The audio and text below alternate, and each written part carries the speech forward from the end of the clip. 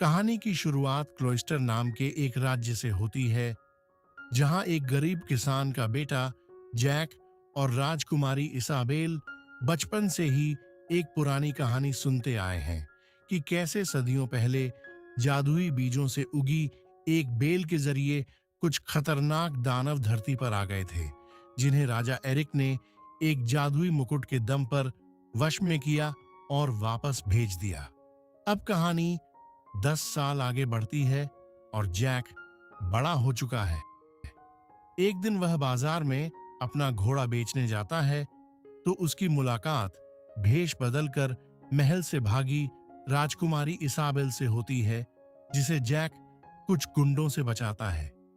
लेकिन तभी वहां राजा का चालाक दरबारी लॉर्ड रॉड्रिक पहुंच जाता है और इसी भागदौड़ में एक भिक्षु जैक को उसके घोड़े के बदले कुछ जादुई बीज दे देता है और चेतावनी देता है कि इन्हें कभी भी गीला मत होने देना। जब जैक खाली हाथ घर लौटता है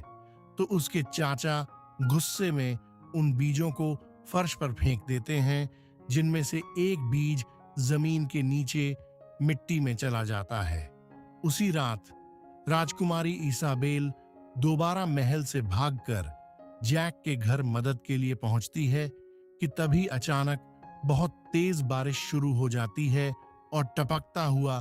पानी उस बीज को गीला कर देता है। देखते ही देखते जमीन फाड़कर एक विशाल बेल आसमान की तरफ बढ़ने लगती है, जो जैक के पूरे घर और राजकुमारी को अपने साथ बादलों के पार ले जाती है। अगली सुबह राजा अपनी सेना के साथ वहां पहुंचते हैं और राजकुमारी को खोजने के लिए जैक, कैप्टन एलमोंट और लॉर्ड रॉड्रिक उस बेल पर चढ़कर ऊपर गैंटुआ नाम की दानवों की जादुई दुनिया में पहुंचते हैं। वहां खोजते हुए जैक को वो पुरानी किताब मिलती है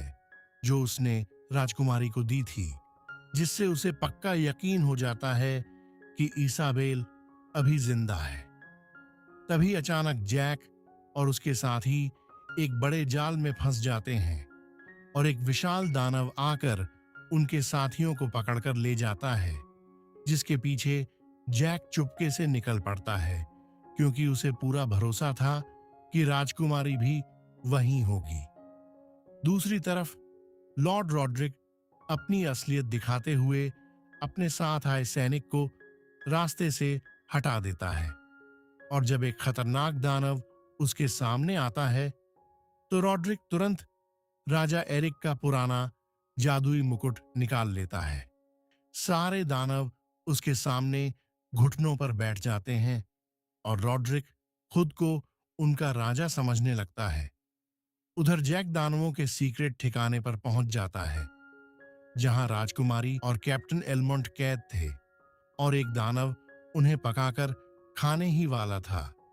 कि तभी जैक पीछे से अचानक हमला करके उस दानव को मार देता है।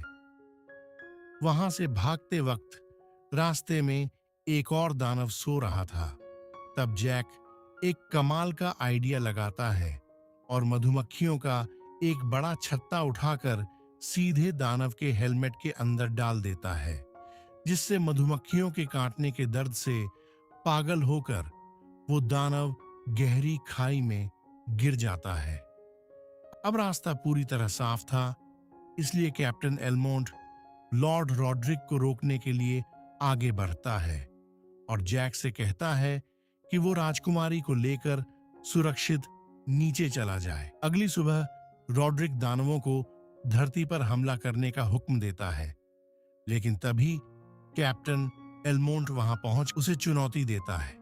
और दोनों के बीच एक भयंकर लड़ाई होती है, जिसमें रॉड्रिक के सिर से वो जादुई मुकुट गिर जाता है और तभी वहां मौजूद 2 सिर वाला महादानव उस मुकुट को उठाकर खुद पहन लेता है। नीचे धरती पर राजा अपनी प्रजा की सुरक्षा के लिए भारी मन से उस विशाल बेल को काटने का फैसला करते हैं, क्योंकि दानव किसी भी वक्त नीचे आ सकते थे।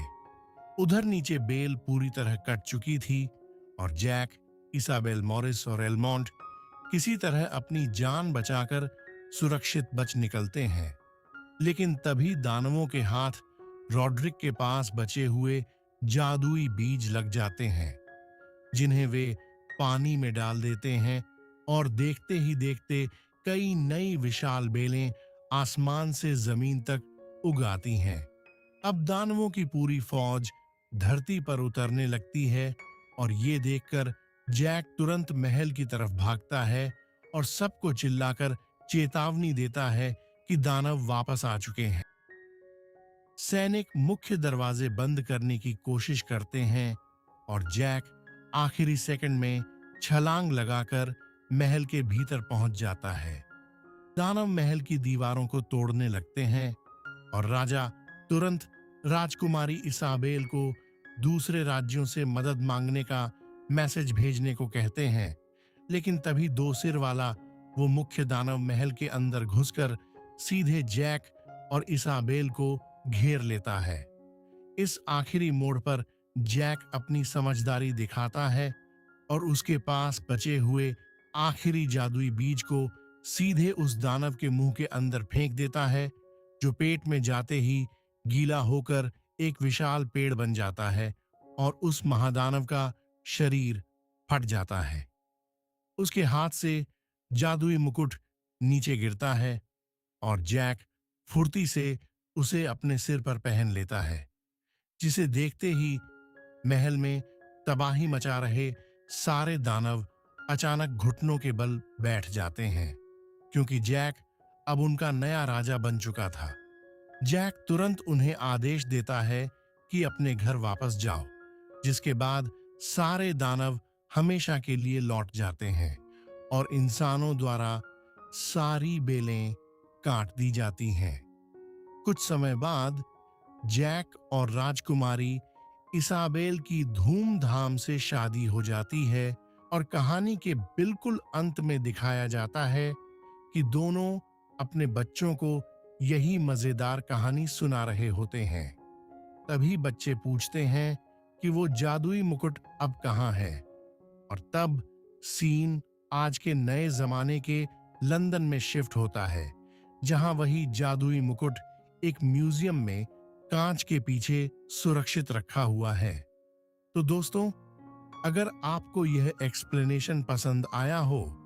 तो कमेंट करके जरूर बताएं और वीडियो को लाइक और चैनल को सब्सक्राइब करना बिल्कुल मत भूलिएगा।